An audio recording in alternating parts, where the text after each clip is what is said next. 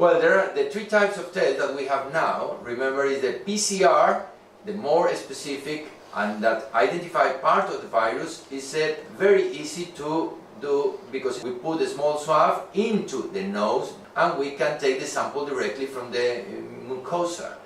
This is very easy to identify. When you have this test, this is the PCR test, and we try to identify the virus. The other test, the ELISA test, the antibodies, we can identify either in the blood, directly with a blood sample, or like a sugar test in the finger. We can take in the fingertip, we can take a small sample and put in a small panel. So it's very easy to know. The antibodies we detect in the blood. The virus we detect in the nose. Now there is another brand new test that we can call also a quick test, but it's similar to the PCR. The PCR is a test that identifies part of the virus.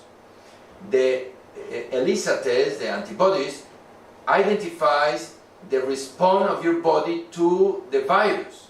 So it's what we call indirect result.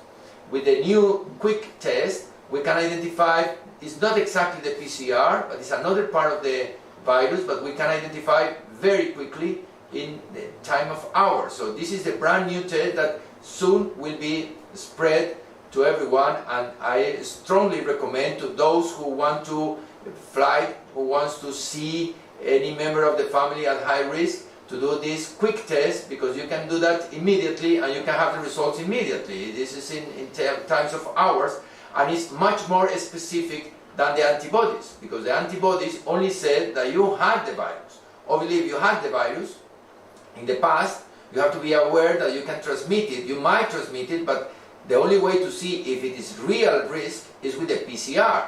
But between you have the test, the quick test, and then you have the PCR, maybe it takes 1 week, and then you have to repeat the test again. But with the new test, I think that is a wonderful information that you can have practically in hours, and you can make decisions much easier and quicker than the other test.